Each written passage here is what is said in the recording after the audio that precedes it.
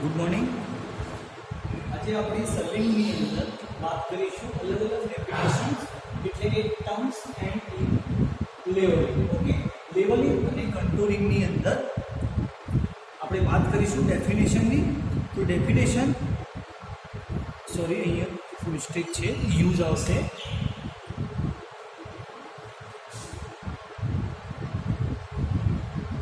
Terms use in levelling. Okay, અલગ અલગ આપણે આની અંદર ટર્મ્સ જોઈશું જે આપણે બહુ જ કામના રહેશે. માની લો કે આપણું જે સર્વિંગ સબ્જેક્ટ છે, હવે નેક્સ્ટ સેમિસ્ટરની અંદર એડવાન્સ સર્વિંગ જે સબ્જેક્ટ આવવાનો છે એની અંદર પણ આ જે બધી ડેફિનેશન જે છે ટર્મ છે એ રિપીટ થશે, કેમ કે સર્વિંગ અને એડવાન્સ સર્વિંગ જે સબ્જેક્ટ છે એ કોરિલેટેડ છે, એકબીજા સાથે જોડાયેલા છે. તો આજે આપણે વાત કરીશું નંબર 1 જે છે axis of telescope. Axis of telescope એટલે શું? બોર્ડની અંદર તમે જોઈ રહ્યા છો કે તમને એક ટેલિસ્કોપ અહીંયા દેખાઈ રહ્યું છે. ઓકે, તો ટેલિસ્કોપનો આ પોર્શનની અંદરથી એક વચ્ચેની એક લાઈન છે, બરાબર, જે હોરિઝોન્ટલ પ્લેનને સમાંતર હશે. આ ભાગને આપણે ઓબ્જેક્ટ ગ્લાસ આઈપીસ અહીંથી આપણે જોઈશું. આ ભાગ જે છે આપણે ઓબ્જેક્ટની સામે રાખીશું. આ વચ્ચે તમને જે જોવા મળી રહી છે હોરિઝોન્ટલ લાઈન, એને કહેવામાં આવે છે axis of telescope. Clear? Simple જ છે કે નેત્ર કાચ અને દર્શન કાચ, બરાબર, પ્રકાશીય કાચ પણ કહેવામાં આવે છે. નેત્ર કાચ અને દર્શન કાચના વચ્ચેથી પસાર થતી હોરિઝોન્ટલ લાઈન, સેન્ટરમાંથી પસાર થતી હોરિઝોન્ટલ લાઈનને આપણે શું કહીશું? Axis of telescope. બીજી ભાષામાં સમજીશું તો નેત્ર કાચ અને દર્શન કાચના ઓપ્ટિકલ સેન્ટરને જોડતી લાઈનને કહીશું આપણે એક્સિસ ઓફ ટેલિસ્કોપ.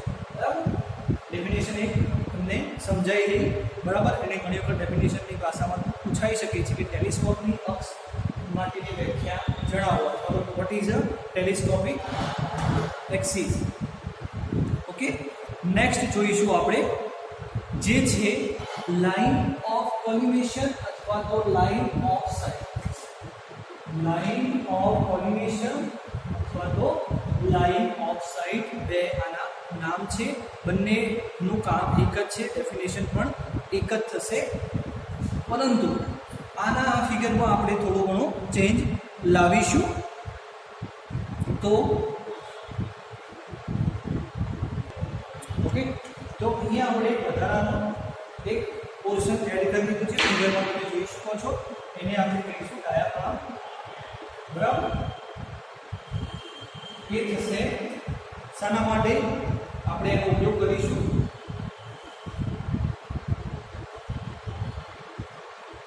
તો લાઇન ઓફ કોલિમેશન અથવા તો લાઇન ઓફ સાઇટની અંદર વધારાની કઈ વસ્તુ એડ થશે? તો આઈપીસ, ઓબ્જેક્ટ પેન અથવા તો ઓબ્જેક્ટ ગ્લાસ. તો તમારી પાસે વધારાનો એક ડાયાફ્રામ એડ કરવામાં આવે છે, બરાબર. તો એને આપણે શું કહીશું? આ લાઇનને આપણે કહીશું line of sight, line of collimation. Simple ભાષામાં સમજવું. હવે થોડી આપણે બુક પ્રમાણે જોઈશું. તો ડાયાફ્રામ ક્રોસ હેરના છેદન બિંદુ અને દર્શન કાચના કેન્દ્રને જોડતી લાઇનને શું કહીશું આપણે? Line of collimation. બરાબર, જે એક લાઇન છેદે છે અને અહીંયા આ લાઇનને કહીશું line of collimation, line of sight. એક વાર ફરી જોઈ લેજો, હાલ શીખી લેશો તો નેક્સ્ટ સેમિસ્ટરની અંદર જ્યારે તમે એડવાન્સ સબ્જેક્ટ સ્ટડી કરશો એ વખતે તમારે શીખવાની જરૂર નહીં રહે. ક્લિયર? નંબર 1 શું હતું આપણું? Axis of telescope. Axis of ટેલિસ્કોપની અંદર આઈપીસ અને ઓબ્જેક્ટ વેન જે હોય છે તમારા ટેલિસ્કોપની, ત્યાંથી બંનેને સેન્ટરમાંથી છેદતી લાઈન પસાર થાય એને કહીશું આપણે એક્સિસ ઓફ ટેલિસ્કોપ. અને લાઇન ઓફ કોલિમેશન અથવા તો લાઇન ઓફ સાઇટ કોને કહીશું? કે ઓબ્જેક્ટ વેન અને ડાયાફ્રામને જોડતી લાઈનને અથવા તો ઓબ્જેક્ટ વેનના સેન્ટર અને ડાયાફ્રામના સેન્ટરમાંથી પસાર થતી લાઈનને આપણે કહીશું line of site. Clear? Next આગળ વધીએ. Axis of bubble tube.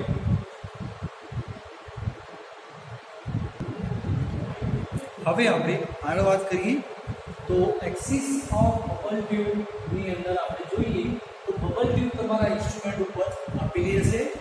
Okay, તો નાઉ સી કે જ્યારે તમે બબલ ટ્યુબ જોશો તો બબલ ટ્યુબ તમને આ રીતે જોવા મળશે, જેની અંદર વચ્ચેના ભાગે બબલ ટ્યુબ હશે, અથવા તો ક્યારે હશે કે જ્યારે તમારું ઇન્સ્ટ્રુમેન્ટ ગ્રાઉન્ડ લેવલની પેરેલલ હશે તો તમારી બબલ ટ્યુબ સેન્ટરમાં હશે, અધરવાઇઝ નહીં હોય અથવા તો સાઈડમાં હશે. બીજી વસ્તુ, એક્સિસ ઓફ બબલ ટ્યુબની અંદર આપણે જ્યારે આ ને x x સેક્શનમાં કટ કરીશું તો આ રીતે આપણને જોવા મળશે.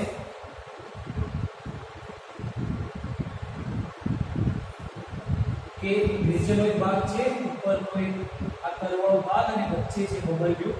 તો બબલ ટ્યુબને સેન્ટરમાંથી પસાર થતી અર્ધગોળાકાર લાઇનમાંથી સેન્ટરમાંથી પસાર થતી લાઇનને એક્સિસ ઓફ બબલ ટ્યુબ કહેવામાં આવે છે. બરાબર. બીજી ભાષામાં કહીએ તો બબલ ટ્યુબની ગોળાર્ધમાં મધ્યબિંદુ આગળ સ્પર્શતી લાઇનને મધ્યબિંદુ ગોળાર્ધમાં મધ્યબિંદુ આગળ સ્પર્શતી લાઇનને કહેવાશે એક્સિસ ઓફ બબલ ટ્યુબ. બરાબર. આપણને યાદ રહેવું જોઈએ, કર્વવાળા ભાગમાંથી પસાર થતી લાઇનને એક્સિસ ઓફ બબલ ટ્યુબ કહેવાય છે. ક્લિયર? આ વસ્તુ થઈ ગઈ. બીજી વસ્તુ છે કે વર્ટિકલ એક્સિસ. વર્ટિકલ એક્સિસની અંદર પણ આપણે આ ફિગરનો યુઝ કરીશું કે તમારું જે ઇન્સ્ટ્રુમેન્ટ હશે નીચે આ રીતે સ્ક્રૂ આપેલા હશે, સ્ક્રૂની મદદથી તમે એને પ્લેનમાં ગ્રાઉન્ડ લેવલના કમ્પેરમાં એને સમતલ કરશો અથવા તો હોરિઝોન્ટલ બનાવશો, એ માટે સ્ક્રૂ આપેલા હશે.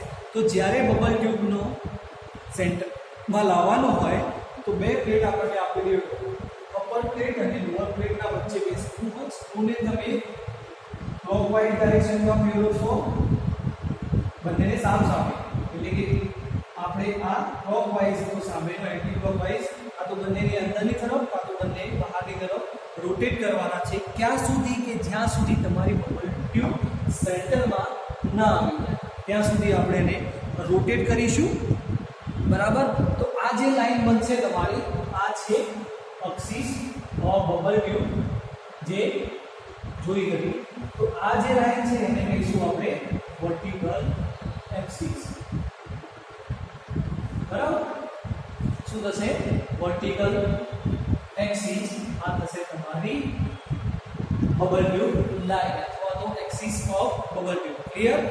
સમજાઈ ગયું? ફરીથી એક વખત જોઈ લઈએ. બહુ જ કામની ડેફિનેશન છે અને વારંવાર પૂછાતી હોય છે, ચાહે તમે એડવાન્સ સર્વે લઈ લો અથવા તો આ સર્વે નોર્મલ આપણે જે રનિંગમાં ભણી રહ્યા છીએ એ સબ્જેક્ટ લઈ લો. એક્સિસ ઓફ બબલ ટ્યુબ અને વર્ટિકલ એક્સિસ એકબીજાને કેટલા એંગલે હોય છે બુકમાં નથી, પરંતુ એક્ઝામની અંદર પૂછાઈ શકે, ખાલી જગ્યામાં પૂછાઈ શકે. કેટલા એંગલે હોય છે? 90 એંગલે હોય છે. ક્લિયર? 90 એંગલે. તો એવું પણ પૂછાઈ શકે કઈ બે લાઈન તમારી 90 એંગલને જોડાય છે. તો નીચે ઓપ્શનમાં હોય axis of bubble tube, vertical axis, પછી સ્ટેશન, હોરિઝોન્ટલ એક્સિસ, ચાર અલગ અલગ ઓપ્શન આપેલા હોય. બરાબર. તો બે કઈ પેરમાં હશે? તો પેરમાં આપણે આ બે પેર જોવાની રહેશે, વર્ટિકલ એક્સિસ અને બબલ ટ્યુબ એક્સિસ. ક્લિયર? હવે આગળ જોઈએ સ્ટેશન. સ્ટેશનની અંદર શું છે કે સ્ટેશન કોને કહેવાશે કે જે જગ્યાએ આપણે ઇન્સ્ટ્રુમેન્ટ મૂકીશું તેને સ્ટેશન નહીં કહેવાય, પરંતુ જે જગ્યાએ તમારો લેવલિંગ સ્ટાફ હશે તેને આપણે કહીશું સ્ટેશન. બરાબર. લેવલિંગ સ્ટાફ હશે એને કહીશું આપણે સ્ટેશન. ચલો આપણે તેને જોઈએ. તો જે સ્થળે કલેક્શન ડનને પકડી રાખવામાં આવે છે એને શું કહેવામાં આવે છે? સ્ટેશન કહેવામાં આવે છે. જે સ્થળે લેવલિંગ મૂકવામાં આવ્યું હોય તેને આપણે શું કહેતા હોઈએ છીએ? લેવલિંગ કહેતા હોઈએ છીએ, અથવા તો ઇન્સ્ટ્રુમેન્ટ સ્ટેશન પણ કહેતા હોઈએ છીએ. ઇન્સ્ટ્રુમેન્ટ સ્ટેશન કહેવાશે આને, જ્યારે આને સિમ્પલ સ્ટેશન કહેવાશે. બરાબર. ઇન્સ્ટ્રુમેન્ટ સ્ટેશન એટલે ઇન્સ્ટ્રુમેન્ટ મૂક્યું હોય તમે એ જગ્યાને કહેવાશે ઇન્સ્ટ્રુમેન્ટેશન, અને જે જગ્યાએ તમે સ્ટાફ રાખ્યો હશે, લેવલિંગ સ્ટાફ મૂક્યો હશે એને કહેવાશે સ્ટેશન. ક્લિયર? આગળ વાત કરીએ કે ઇન્સ્ટ્રુમેન્ટ સ્ટેશન. બરાબર. અને જોડે લઈ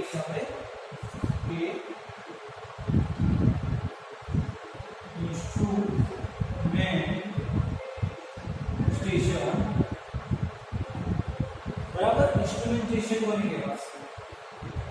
ફિગરમાં ધ્યાન આપજો, બરાબર. એ તમને આ દેખાય ફિગર પર ધ્યાન આપજો. કોઈ જગ્યાએ ના ધ્યાન ફેરવતા. ઇન્સ્ટ્રુમેન્ટ સ્ટેશન જે જગ્યાએ તમારું ઇન્સ્ટ્રુમેન્ટ હોય એને કહેવાશે ઇન્સ્ટ્રુમેન્ટ સ્ટેશન. જે જગ્યાએ તમારો સ્ટાફ હોય એને નોર્મલ સ્ટેશન કહેવાશે, બરાબર. ઇન્સ્ટ્રુમેન્ટ સ્ટેશન અને સ્ટેશન વચ્ચેનો ફરક તમને ખબર પડી ગઈ. ઓકે, હવે આવશે હાઇટ ઓફ ઇન્સ્ટ્રુમેન્ટ, બરાબર, જેને આપણે શોર્ટમાં HI તરીકે ઓળખતા હોઈએ છીએ. તો હાઇટ ઓફ ઇન્સ્ટ્રુમેન્ટ માટે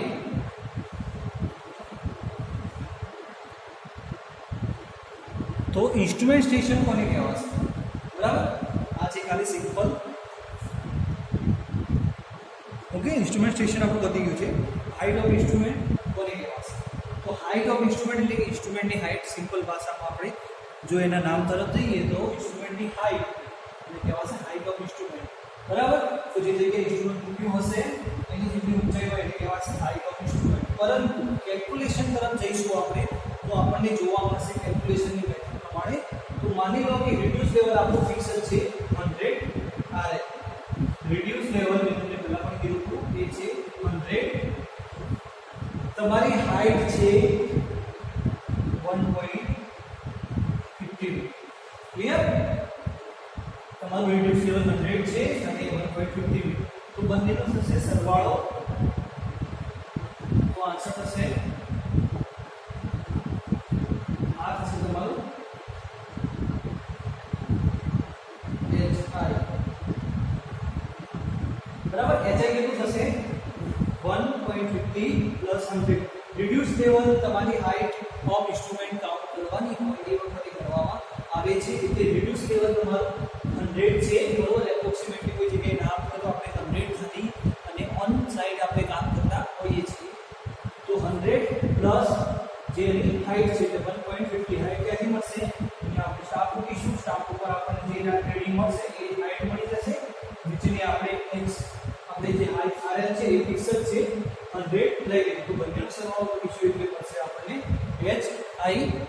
તો આપણે એને જોઈએ ડેફિનેશન પ્રમાણે વાત કરીએ તો જ્યારે લાઇન ઓફ કોલિમેશન અથવા તો લાઇન ઓફ સાઇટ સહિતથી જ હોય ત્યારે તેની જમીનની ઊંચાઈ અથવા તો જમીનથી જે ઊંચાઈ મળે છે એને કહેવાશે ઇન્સ્ટ્રુમેન્ટ ઓફ હાઇટ અથવા તો હાઇટ ઓફ ઇન્સ્ટ્રુમેન્ટ. જ્યારે હોરિઝોન્ટલ લાઇન એટલે લાઇન ઓફ કોલિમેશન હશે તો લાઇન ઓફ કોલિમેશનથી નીચેનો જે ડિસ્ટન્સ હશે એને મેજર કરીશું, એ મળશે આપણી હાઇટ ઓફ ઇન્સ્ટ્રુમેન્ટ. બહુ વખત એક્ઝામમાં પૂછાય છે, મોસ્ટ IMP છે. ઓકે, પછી આવશે સાઇટ. સાઇટ કોને કહેવાશે? SIGHT, જેને આપણે ગુજરાતીમાં અવલોકન કહેતા હોઈએ છીએ. તો કોઈ પણ બિંદુ ઉપર રાખેલા તલેક્ષણ ઉપર જે સ્ટાફ રાખ્યો છે એના ઉપર લેવલ વડે લીધેલા વાંચનાંકને આપણે શું કહીશું? સાઇટ.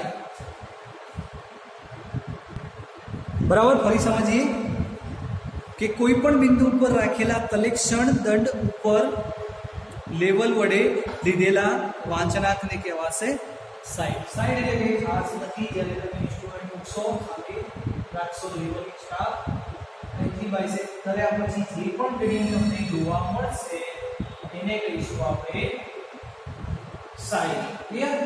સિમ્પલ લેંગ્વેજમાં આપણે ડેફિનેશન આપેલી છે, બહુ ખાસ નથી. હવે મેન આવે છે એક છે બેક સાઇડ, ફોર સાઇડ અને ઇન્ટરમીડિયેટ સાઇડ.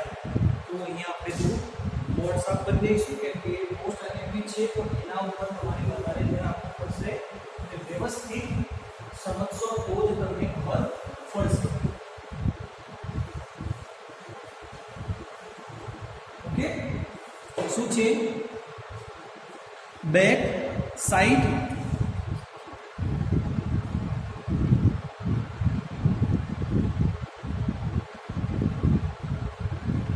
અહીંયા આપણે ઇન્સ્ટ્રુમેન્ટ મૂકેલું છે.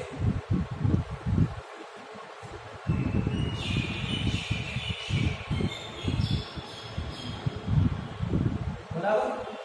જ્યારે આપણે સર્વે કરવા જઈશું અને જે આપણને રીડિંગ મળશે સૌપ્રથમ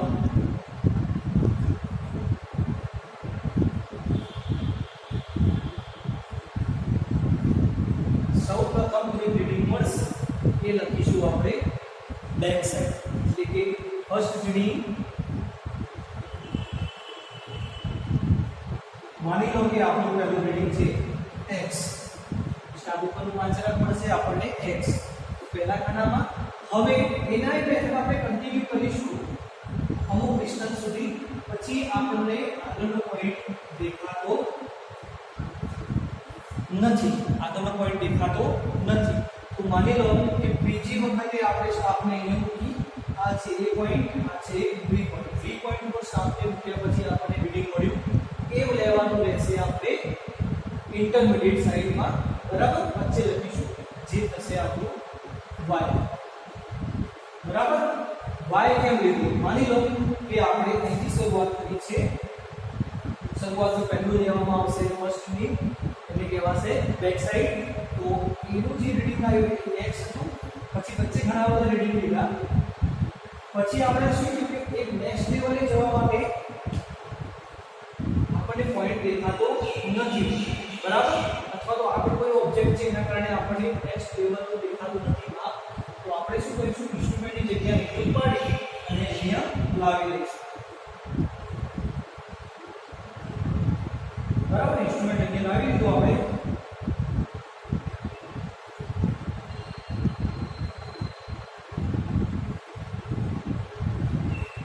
તો એ રીડિંગ B C D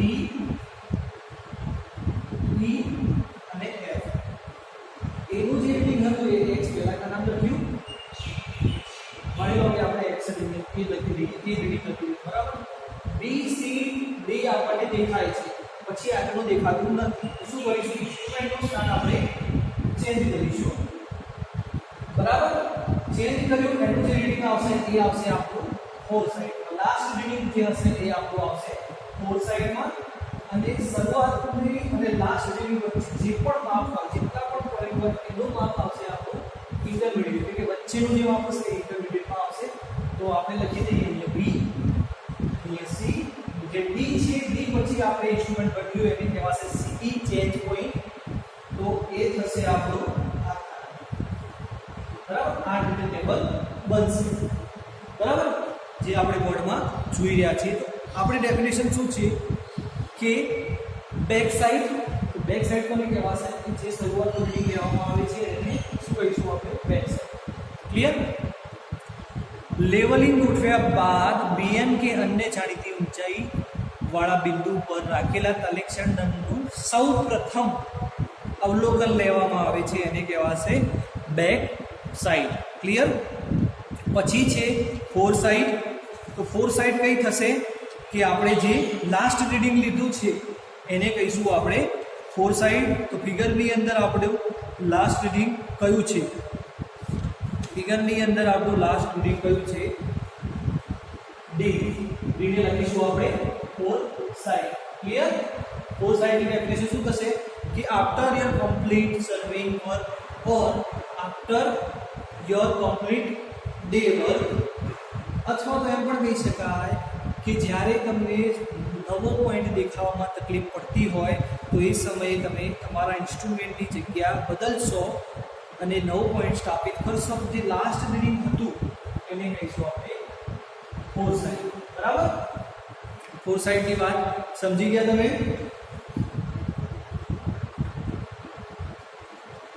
બરાબર ફોર સાઈડ સમજાઈ ગયું તમને હવે આવશે ઇન્ટરમીડિયેટ સાઈડ પર તમે સમજી લીધું અહીંથી નેક્સ્ટ આવશે સીપી ચેન્જ પોઈન્ટ કોને કહેવાશે સીપી એટલે શું સીપી એટલે કે તમે એનું રીડિંગ લીધું બીનું રીડિંગ લીધું ડીનું લીધું પછી આગળનું એનું રીડિંગ તમને દેખાતું નથી તો એ સમયે ઇન્સ્ટ્રુમેન્ટને ઉપાડી અને એની જગ્યા ચેન્જ કરી તો એને કહેવાશે સીપી ચેન્જ પોઈન્ટ બરાબર ચેન્જ પોઈન્ટની ડેફિનેશન સમજાઈ ગઈ બહુ સિમ્પલ ભાષામાં છે કંઈ ખાસ નથી ચેન્જ પોઈન્ટ એટલે શું અહીંયા ધ્યાન આપજો અહીંયા શું છે કે ઇન્સ્ટ્રુમેન્ટની જગ્યાએ તમે બદલી એટલે આવશે ચેન્જ પોઈન્ટ ક્લિયર બીજી વસ્તુ હવે જ્યારે તમે અહીંથી ઉપાડીને ઇન્સ્ટ્રુમેન્ટ અહીંયા લાવ્યા તો અહીંયા બીએસ છે એ તમારે પ્રશ્ન થતો હશે કે બીએસ આ લેવાનો કે આ લેવાનો તો બીએસ તમારો આ થશે કેમ કે અહીંયા તમારી પાસે કોઈ રીડિંગ નથી શરૂઆતમાં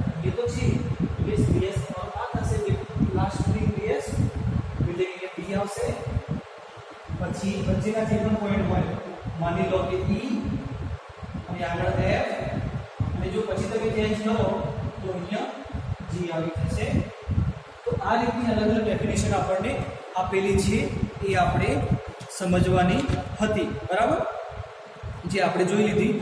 સીપી ને ટીપી પણ કહેવાય છે, ટર્નિંગ પોઈન્ટ પણ કહેવાય છે. કયું? ટર્નિંગ પોઈન્ટ એટલે કે ટીપી પણ કહેવાતું હોય છે. ક્લિયર? હવે આપણે આગળ જોઈશું. છેલ્લો ટોપિક છે કે બેલેન્સિંગ ઓફ સાઇટ, એટલે કે સાઇટનું અવલોકન. એમાં જોઈએ તો લેવલિંગમાં ઉપકરણોની અને અન્ય ત્રુટિ આવતી હોય છે તો ઇન્સ્ટ્રુમેન્ટ સ્ટેશનથી BS અને FS સુધીનું જે અંતર છે એ આપણે મેન્ટેન રાખીએ. કઈ રીતે? ઇન્સ્ટ્રુમેન્ટથી BS અને FS નું અંતર મેન્ટેન રાખીએ. એ જોઈ લો. ઇન્સ્ટ્રુમેન્ટ, આ કઈ ફિગર છે તમારી? D point. આ ડી પોઈન્ટ વાળી ફિગર આપણે સમજી રહ્યા છે. ડી અને અહીંયા છે E. તો જ્યારે બી પોઈન્ટ ઉપર જે સ્ટાફ મૂક્યો છે એ તમે 4 મીટરે મૂક્યો છે, તો નેક્સ્ટ તમે જે સ્ટાફ મૂકવાના છો એ 4 મીટરે મૂકવો જરૂરી છે. તો ડિસ્ટન્સ સેમ હશે તો એરર નહીં આવે. ક્લિયર? આજનો ક્વેશ્ચન ટોપિક ખતમ. આજનો ક્વેશ્ચન રહેશે તમારી માટે જેટલી પણ ડેફિનેશનો મેં આપી છે એ ડેફિનેશનોમાંથી તમારે મને કઈ ડેફિનેશન મોકલવાની છે? એક એક્સિસ ઓફ બબલ ટ્યુબ લખીને મોકલવાની છે ફિગર સાથે. Second number line of collimation, બરાબર, જે પૂછાય છે એ જ કરાવું છું. પછી છે સ્ટેશન, બરાબર, ઇન્સ્ટ્રુમેન્ટ સ્ટેશનની સ્ટેશન અને હાઇટ ઓફ ઇન્સ્ટ્રુમેન્ટ. બરાબર, 4 ડેફિનેશન છે. Axis of bubble tube, line of site, station and height of instrument. 4 definition લખીને મોકલવાની છે ફિગર દોરીને. બરાબર, અને જે બાકીનું જે છે BS અને FS એ તમારી આપણે ફરીથી આગળ ભણવાનું આવશે જ્યારે આપણે એક્ઝામ્પલ ગણીશું ત્યારે. Okay, thank you.